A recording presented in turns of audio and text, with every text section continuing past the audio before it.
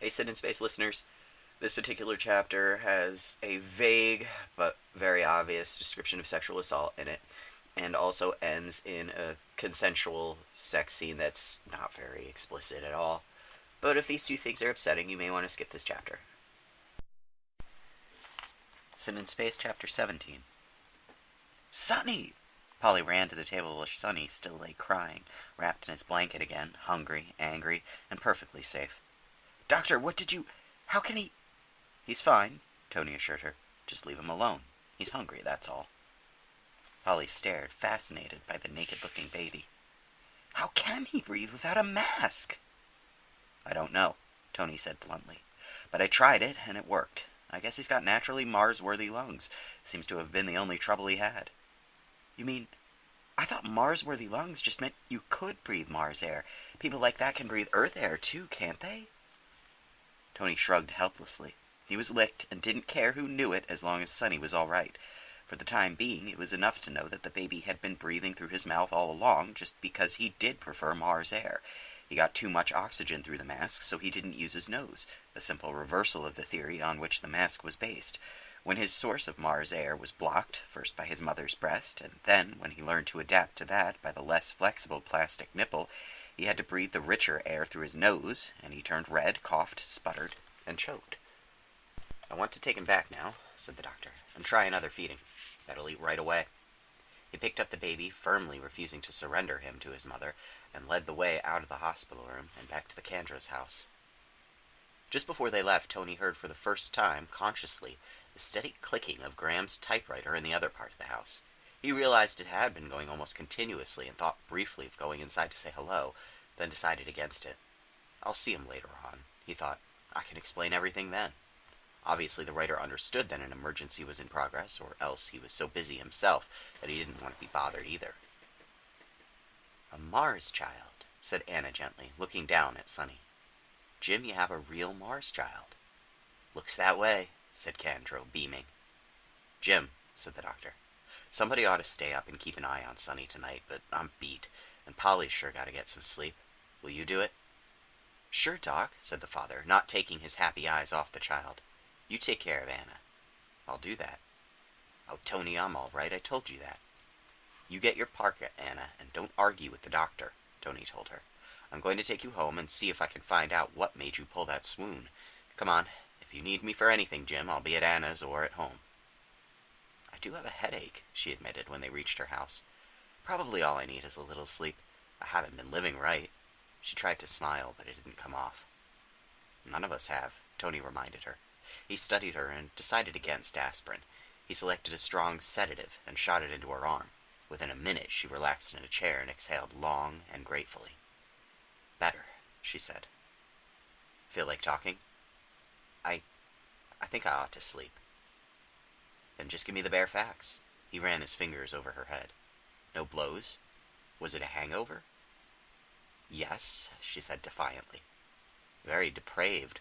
From the one drink you had with us? From... Oh, hell! That came from the heart, for Anna never swore. I've had enough mysteries for one night, Anna. Talk. Maybe I ought to, she said unwillingly. Only a fool tells a lie to his doctor, or the truth to his lawyer, or so on. She hesitated. I've got a trick mind. All those people who think they're psychic, they are. I am, but more. It doesn't matter, does it?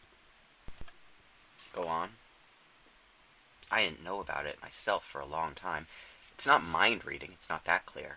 I was always sensitive, but I didn't understand it at first, and then later on it seemed to get more and more pronounced. I haven't told anyone about it before. Not anyone at all. She looked at him appealingly. Tony reassured her. You know you can trust me. All right. I began to realize what it was when I was about 20. That's why I became, of all things, a glassblower. If you had to listen to the moods and emotions of people, you'd want a job far away from everything in a one-man department, too. That's why I came to Mars. It was too noisy on Earth. And that's why you're the best assistant I ever had, with or without an MD or RN on your name, said the doctor softly. You're easy to work with, she smiled. Most of the time it is. Sometimes, though, you get so angry. He thought back, remembering the times she'd been there before he had called, or had left quickly when she was in the way, handed him what he needed before he actually thought about it. Please don't get upset about it, Tony. I'd hate to have to stop working with you now. I don't know what you think, just what you feel, I guess. There are a lot of people like that, really. You must have sensed it in me a long time back. It isn't really very strange, she pleaded. I'm just a little more that way, that's all. I don't see why I should get upset about it. He tried to soothe her and realized, sickening, that it was useless effort. He literally could not conceal his feelings this time. He stopped trying. You must realize how hard I try not to show I'm even angry. It's a little disconcerting to find out. I'll get used to it. Just give me time. He was thoughtful for a moment. How does it work? Do you know? Not really. I hear people's feelings, and people seem to be more aware of my moods than they are of other people's. Well, the way I first became aware of it was when somebody tried to assault me back on Earth in Chicago. I was very young then, not quite 20. It was one of those awful deserted streets, and he ran faster than I could and caught up with me. Something sort of turned on. I don't know how to say it. I was sending instead of receiving, but sending my emotion, which naturally was a violent mixture of fear and disgust, each more strongly than people usually can. I'm afraid I'm not making myself clear. No wonder, he said heavily. The language isn't built for experiences like that. Go on. He fell down and flopped on the sidewalk like a fish, and I ran on and got to a busy street without looking back. I read the papers, but there wasn't anything about it, so I suppose he was all right afterward. She stopped talking and jumped up restlessly. For quite a while she stood staring out of her window toward the dark reaches of Lacus Solus. Finally, she said in a strained voice, Please, Tony, it's not really as bad as that sounded. I can't send all the time. I can't do it mostly. She turned back to face him and added more naturally, Usually, people aren't as open as he was. I guess I have to be pretty worked up, too. I tried to send tonight, and I couldn't do it. I tried awfully hard. That's why I had that headache. Tonight? I'll tell you about that in a minute. Right now I told you I never told anyone about this before. It's important to me, Tony, terribly important, to make you understand. You're the first person I ever wanted to have understand it, and if you keep on being frightened or unhappy about it, I just don't know. She paused. Let me tell you about it my way. I'll try to ignore whatever you feel while I'm telling it, and maybe when I'm done, it will all be all right. When that happened in Chicago, what I told you about, I had a job in an office. There was a girl I had to work with who didn't like me. It was very unpleasant. Every day for a month I tried to turn that send-receive switch and transmit a calm, happy feeling to her, but I never could make it work. No matter how hard I tried, I couldn't get anything over to her. I knew what she felt, but her emotions were closed to mine. She didn't want to feel anything from me, so she didn't. Do you understand that? It's important because it's true. You can protect yourself from that part of it. You believe me, don't you, Tony? He didn't answer right away. He had to be absolutely certain in his own mind, because she would know. It would be far worse to tell her anything that wasn't true than to say nothing. Finally, he got up and walked over to her, but he didn't dare speak. Tony, she said, Oh, please don't be embarrassed and difficult about it, but you're so good. That's what I meant. You're easy to work with. Most people are petty, and a lot of them are mean. The things they feel aren't nice. They're mostly bitchy. But you, even when you're angry, it's a big, honest kind of anger. You don't want to hurt people, or get even, or to take advantage of them. You're honest and generous and good. And now I've said too much. He shook his head. No, you didn't. It's all right. It really is. There were tears shining in her eyes. Standing over her, he reached mechanically for a tissue from his bag, tilted her head up, and wiped her eyes as if she were a child. Now tell me more, he said. And don't worry about how I feel. What happened tonight? Tell me about the headache. And the fainting. Was that part of it too? Of course, what an idiot I am. The baby was choking and scared, and you screamed. You screamed and said to stop it. Did I? I wasn't sure whether I thought it or said it. It was strange, the whole business. It was terrible. Somebody who hurt awfully all over and couldn't breathe and was going to burst if he couldn't, and that didn't seem to make sense, and terribly hungry and terribly frustrated, and I didn't know who it was because it was so strong, Babies don't have such loud feelings. I guess it was the reflex of fear of dying, except Sonny is very loud anyhow. When he was being born..." She shuddered involuntarily. "I was awfully glad you didn't think to ask me to stay there with you. When you sent Jim out, I talked to him and sort of concentrated on listening to him, and then with the door closed, it was all right. Anyhow, you want to know about tonight. The baby topped it off. I don't think that it would have made me faint by itself, but I was working in there in the same room with Douglas Graham for an hour or more, and..." "Graham," Tony broke in. "Do you mean to say he dared to..." "Why, Tony, I didn't know you cared." For the first time that evening, she laughed easily. Then, without giving him time to think how his outburst had given him away, she added, "He didn't do anything. It was what he was writing, I think. I know what he was feeling. He was angry and disgusted and contemptuous. He hurt inside himself, and he felt the way people do when they hurt somebody else. And it seemed to be all tied up with the story he was writing. It was a story about the colony, Tony, and I got worried and frightened. If only I could be sure. See, that's the trouble.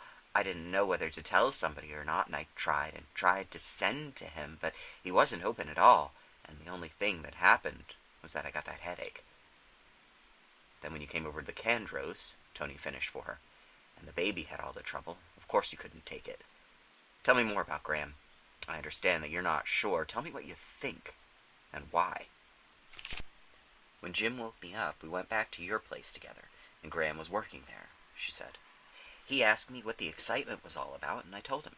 He listened, kept asking questions, got every little detail out of me, and all the time he was feeling that hurt and anger.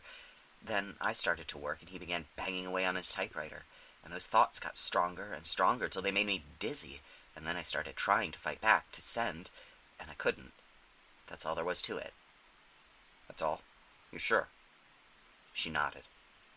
"Then you can't be certain what it was that he was feeling that way about?" "How could I?" "Well then," he said with a laugh of relief, "there's nothing at all to worry about. You made a natural enough mistake. Those feelings of his weren't directed against the colony at all, Anna. Earlier tonight, after you left, Graham promised to help us. He was writing a story about the spot we're in, that's all, and I know that he felt all the things you've described, but not about us, about Belle." He sat a moment longer. "I'm sure of it, Anna. That's the only way it makes sense." "It could be." She seemed a little dazed. "I didn't feel that way, but of course it could be." She sighed and leaned back in her chair. "Oh, Tony, I'm so glad I told you. I didn't know what to do, and I was sure it was something vicious he was writing about the colony." "Well, you can relax now. Maybe I'll let you go to bed." He took her hands and pulled her to her feet. "We'll work it out, even if I have to take a few new experiences in stride. Believe me, we'll work it out." She looked up at him, smiling gently. "I think so too, Tony." He could have let her hands go, but he didn't. Instead, he flushed as he realized that even now she was aware of all his feelings. There were tears shining in her eyes again, and this time he couldn't reach for a tissue. He leaned down and kissed her damp eyelids. Then he dropped one hand to brush away the moisture on her cheek. 1,000 thoughts raced through his mind. Earth and Belle and the colony, now or forever or never. That time in the plane, thinking of Bea, Anna always there at his side, helping and understanding. "Anna," he said. He had never liked the name. "Ansi." There had been a little girl a very long time ago, when he was a child, and her name had been Ansi.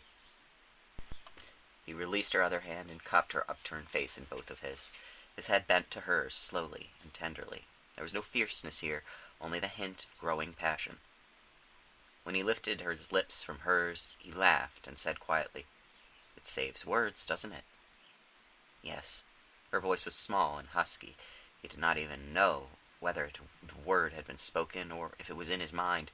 Cautiously, he reached out to her with his arms and his thoughts. Her slender body was like a child's to lift, but the fierce flood that ran between them was man-grown, woman-strong. "Ansi," he whispered, and lost himself. There was only one body. There was only one mind. In the time that followed, Tony was himself and her. He touched her flesh, and in her flesh responded. He invaded and welcomed.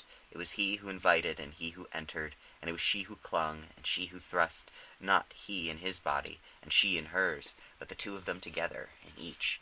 There was no shame, there was no hesitation, there was only the affectionate, joyous habit that years might have taught, and a driving, compassionate fury that linked them and cleft them, and that 1,000 centuries would not explore.